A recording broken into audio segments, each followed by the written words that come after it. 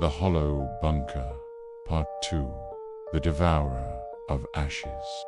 Hans awoke to silence, not the peaceful kind, but the kind that swells so heavy it makes the air itself throb. The fire he had never lit again lay as cold ash.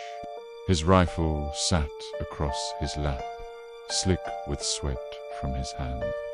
The words carved into the wall "you cannot leave" still glared at him in the dimness. He forced himself to believe they were hallucinations born of fear and exhaustion. Yet, when he reached to touch them, the grooves in the concrete were real, deep as if gouged by steel.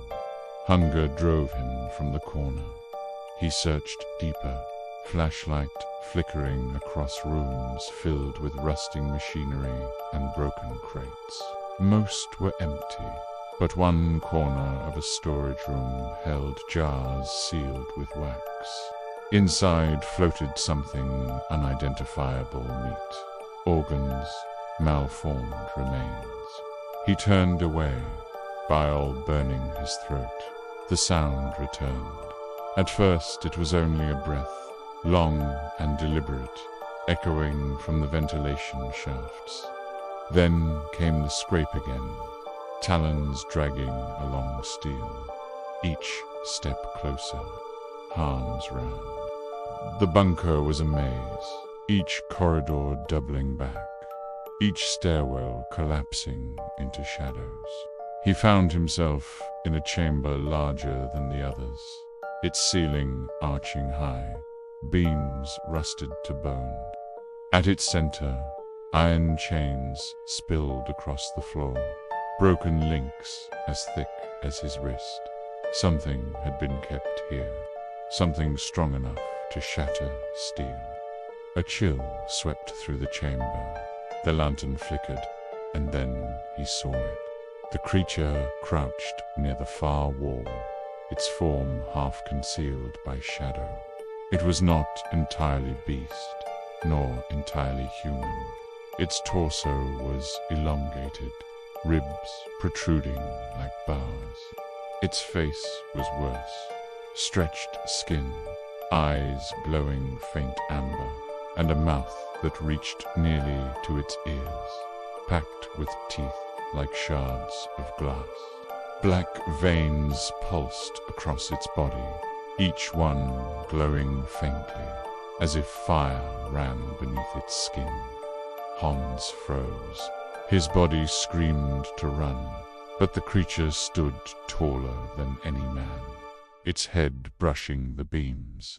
It inhaled, and the air carried the smell of rot, sulfur, and something burnt. It spoke, not in words he understood, but in tones that pressed against his skull, bleeding into his thoughts.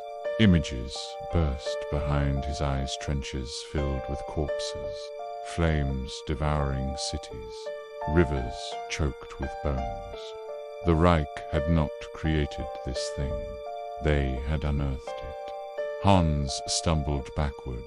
His boot struck something, a pile of bones, human and gnawed. The sound echoed through the chamber. The creature's head snapped toward him. It moved with impossible speed, its limbs folding and unfolding like broken machinery. Hans fired. The bullet cracked through the chamber, striking its shoulder. The creature staggered but did not fall.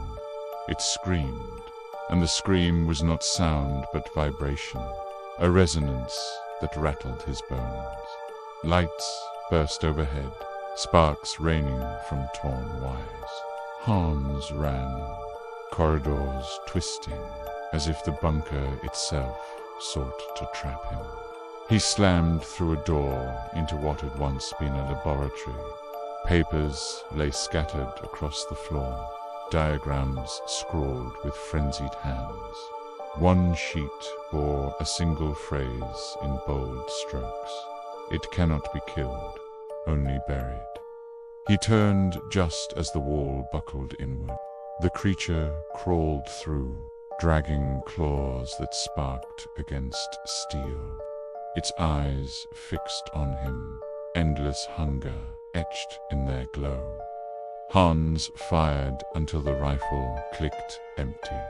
The bullets tore chunks from its flesh, but each wound sealed almost instantly, black sinew stitching itself together.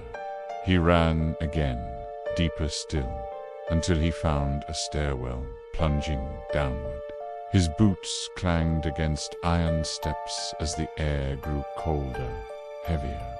At the bottom lay a door reinforced with steel bars, half buried under rubble. With frantic strength, Hans dragged debris aside and forced it open. Inside, the darkness was absolute. He lit his last match. The chamber stretched vast and hollow, like the throat of the earth itself. Symbols lined the walls, carved deep and filled with something that shimmered faintly. Chains as thick as tree trunks hung from the ceiling, severed ends dangling useless. This was no ordinary bunker. It was a prison, and the Reich, in their arrogance, had broken it open. The growl echoed behind him. The creature descended the stairwell, its claws gripping the walls like an insect. Hans knew then he would not leave alive, but perhaps he could finish what the others had failed to do. He found a crate of explosives stacked in the corner, wires already coiled, detonators intact. His hands shook as he set them, each click of the timer louder than his heartbeat. The creature lunged.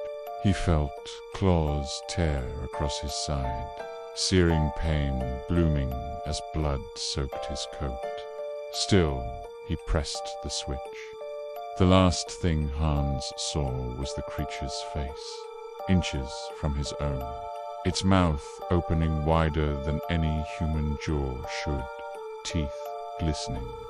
Then the blast consumed everything stone, chains, flesh and fire.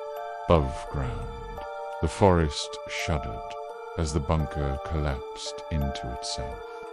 Snow fell quietly afterward, covering the smoking crater, burying the screams beneath frost and silence. And though the ruin was sealed once more, the whispers lingered in the trees.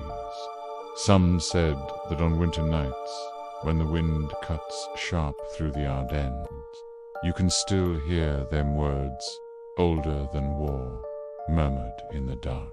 End of the hollow bunker.